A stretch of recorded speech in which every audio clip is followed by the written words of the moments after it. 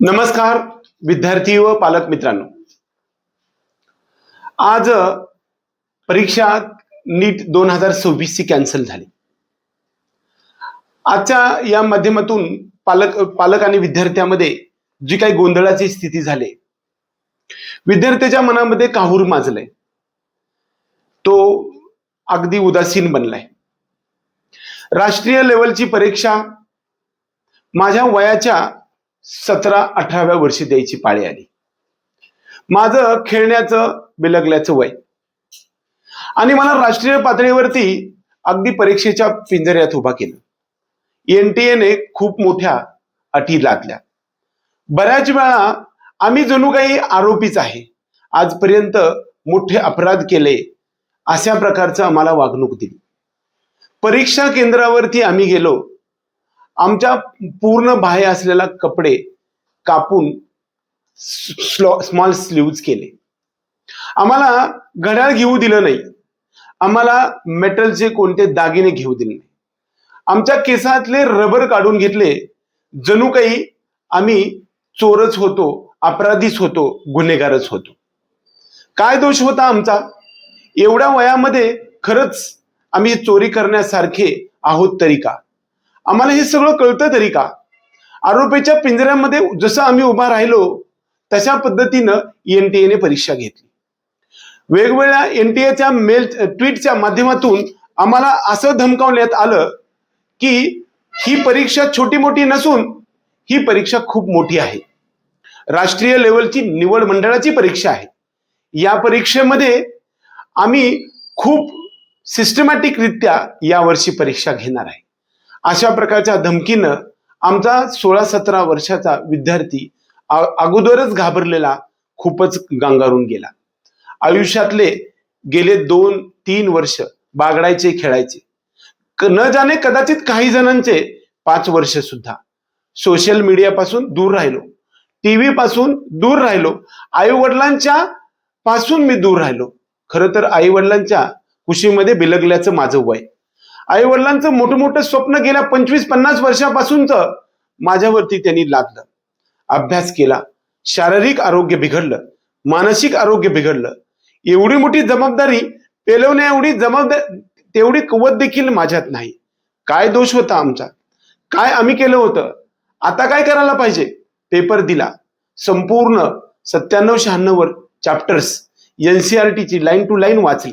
त्यामधून छोटे छोटे प्रश्न ची खूप मोठी तयारी केली. 3 विषय बघता बघता 4 विषय आणि 96-97 चॅप्टर फक्त 3 तासात उतरवायचे. 2 वर्ष, कदाचित 3-4-5 वर्ष सुद्धा आम्ही अभ्यास केला.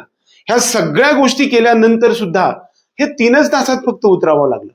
आमच्या बुद्धीचा कस लागला. 10वी पर्यंत आम्ही छोटंसं वाचायचो, तेवढेच पेपर लिहायचो, मार्क्स पडायचे, आनंदानं सुट्टी अनुभवायची. आज खरोखर ह्या परीक्षेमधून आम्ही काय शिकलो? आता पुन्हा परीक्षा देण्याची वेळ आलेली आहे. काय करावं कुणाला समजत नाही. याच्यामध्ये आमचा काय फायदा होता? आमचा काय दोष होता? आम्ही काय केलं होतं? आता पुन्हा परीक्षा देण्याची पाळी आली. आम्ही सगळे दप्तर गुंडाळून ठेवलं होतं. डोक्यावरचा भार अगदी शांत झाला होता. ही सर्व गोष्टी आमच्यासारख्या छोट्या माणसानं होणार नाही हो. ह्या सगळ्या गोष्टी खूप खूप मोठे मोठे पदाधिकारी, खूप श्रीमंत लोक हे असतात, तेच करतात. आम्हाला फक्त छोटेसे मार्क्स पाहिजे.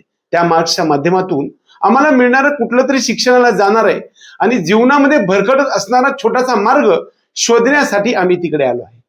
पण माझ्या छोट्याशा तोंडाने आपल्या सर्वांना, मोठ्या मोठ्या अधिकाऱ्यांना, एनटीएचे अधिकारी असतील, किंबहुना क्लास 1 अधिकारी असतील, गॅजेटेड लेवल ऑफिसर असतील, या सर्वांना माझं एक म्हणणं आहे की बाबांनो, तुम्ही मोह आवरा.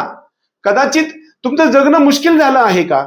तुमच्या मिळालेल्या पगारावरती तुम्हाला तुमचं जगणं मुश्किल झालं आहे का? का असं चाललंय? एवढा मोहर कशासाठी आहे? खरंच आपण या प्राण्यांकडून काय शिकणार आहोत की नाही? प्राणी, कोणताही प्राणी ह्या पृथ्वीवर जन्माला आलेला उद्याचा विचार करत नाही. आजचं अन्न मिळालं की तो निवांत राहतो. खरंच एवढी सगळी मोठीच्या मोठी संपत्ती गोळा करण्यासाठी कोणताही मार्ग अवलंबावा लागतो का? एवढी खरंच आपल्याला गरज आहे का? माझा विद्यार्थी असा नाही, माझा पालकही असा नाही, ही सर्व मोठ्या लोकांची काम आहे.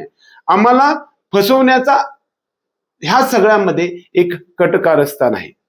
नको ते खोटे मार्क, नको ते सूज आलेले आमचे मार्क्स आम्हाला नको पाहिजे. आम्हाला छोटं कॉलेज मिळालं तरी चालेल.